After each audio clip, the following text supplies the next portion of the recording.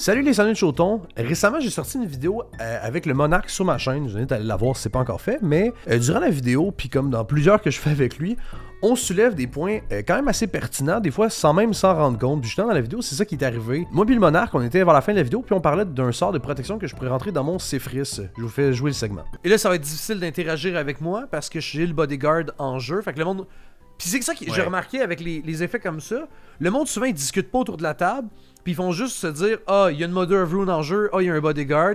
Je vais pas gaspiller mon removal, je vais aller sur quelqu'un d'autre. Ouais. Mais au final, ils pourraient très bien faire de la politique avec les autres. Puis dire, hey, faut gérer ses frisses live.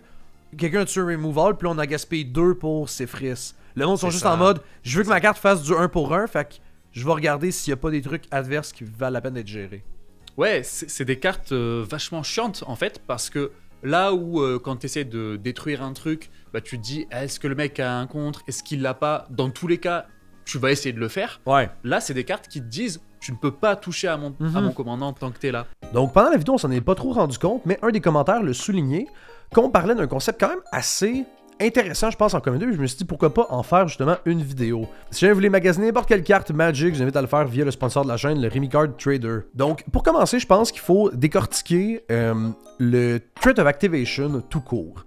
Donc le Threat of Activation, c'est le fait dans Magic d'avoir du mana open ou d'avoir une gestion sur la table qui est visible ou de l'information qui est connue par l'adversaire et que le simple fait de l'avoir en jeu fait en sorte que ton adversaire, ben, il joue différemment. Donc, on va prendre un cas de figure, par exemple, pour juste le Threat of Activation. J'ai joué un Swords to Plowshare que j'ai imprint, en fait, sur mon Isochron Scepter. Donc là, par exemple, pour 2 mana, je peux, n'importe quel moment, exiler n'importe quelle créature en jeu. Ça donne comme vraiment un scénario dégueu en Commander, mais bref. Donc là, ici, on a installé justement un combo qui permet que, par rotation, s'il n'y a pas de synergie d'untap, on puisse exiler une créature à n'importe quel joueur. Donc là, les adversaires, ce qu'ils vont devoir faire, c'est se poser la question si leur créature vaut la peine de la jouer, sachant qu'elle a des grandes chances de se faire exiler. Fait que là, vous voyez un peu où est-ce que j'en viens. Les joueurs, dans la peur que leur créature se fasse exiler, vont peut-être faire des plays sous-optimaux en jouant peut-être des créatures avec des ETB ou des petites créatures genre qui font pas grand-chose et vont donner la chance au joueur, quand ça revient à lui, d'exiler la meilleure créature sur la table avant même, genre, sans avoir à remove les grosses créatures qui sont vraiment dégueulasses que tu aurais joué, mais qui se seraient fait instantanément snipé par le Isochron Scepter Swords to Plowshare combo. Donc on va prendre ce concept de base là, puis on va le virer à l'inverse pour aller suivre l'exemple de la vidéo, donc le Threat of Activation, mais inversé, sous forme de protection. Donc tu vas voir les techniques, les méthodes qui vont être permanentes. Donc par exemple des Lightning Greaves, des Swiftfoot Boots qui sont très joués en Commander. Que lorsqu'ils sont équipés d'une créature, ça dit remove mes bots avant de remove ma créature. Et à ce moment-là, les gens peuvent dépenser 2 cartes généralement pour t'en retirer simplement une.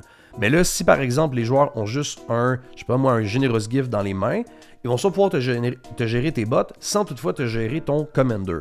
Donc des fois, ce qui va se passer, c'est qu'ils vont utiliser, mettons, leur Generous Gift sur quelque chose d'autre chez les ennemis. Peut-être qu'il va être moins menaçant que ton Commander, mais par le fait qu'ils n'ont pas l'option de pouvoir le gérer. Donc ça, c'est quand c'est permanent, mais il y a des fois où est-ce que ça va être une créature que tu vas activer pour faire cet effet-là. Donc dans le cas de la vidéo, on parlait du Benevolent Bodyguard, qu'on peut sacrifier pour donner une protection d'une couleur. Si tu l'as en jeu, et que tu as une créature que tu veux protéger, si les gens essayent de la remove, c'est juste con parce que tu vas pouvoir le protéger pour pas qu'il se fasse sniper. Donc les gens doivent avoir dans leurs mains 2 removals pour se dire que ça vaut la peine de gérer ta créature. Donc souvent ça va pas être le cas, et ils vont rarement se mettre à parler autour de la table, et c'est ça qu'on illustrait dans la vidéo, les gens vont pas se parler pour pouvoir justement gérer ta créature. Et donc ce qui va se passer, c'est que le simple fait d'avoir dépensé 1 mana pour ton Benevolent Bodyguard va te permettre d'avoir l'effet d'un ascétisme, au sens où tes créatures ont X-Proof et ne seront pas ciblées par tes adversaires. Ce qui est tellement fort parce que d'un, c'est proactif, tu peux le faire dans les premiers tours de la partie, poser ta Mother of Rune, poser ton Benevolent Bodyguard et dire aux autres, si vous essayez de gérer mes affaires, ça ne fonctionnera pas. Vous allez devoir avoir 2 gestions et il y en a une qui va juste partir en l'air. Ça donne jamais vraiment envie aux autres de se dire je gaspille un removal pour gérer ça. Fait qu'ils vont souvent les envoyer chez les autres pour essayer de faire du 1 pour 1, à moins que ton truc soit vraiment très dégueulasse, comme un Toxrill par exemple, ou un Elesh Norn. Un gros merci à tous nos dieux qui supportent la chaîne, le Reg, Lil Cracking, Phil, Newin, le Loutre, Ethan, et notre nouveau dieu Saint-Bénet, et un énorme merci à nos 3 dieux pharaons, Lynx, Davina Jones et Fenzi. Dans le cas de Mazovit, comme la personne l'avait nommé en exemple dans les commentaires, c'est un super bon exemple aussi que juste le Threat of Activation du Maze of It te permet souvent d'en tirer profit plus d'une fois.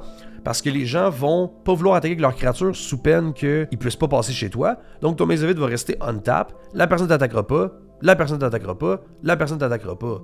Et donc, juste par le simple fait d'avoir la carte en jeu, elle va te permettre de te sauver beaucoup plus de cartes que si par exemple, tu avais une carte en main qui te dit « une carte t'attaque pas ».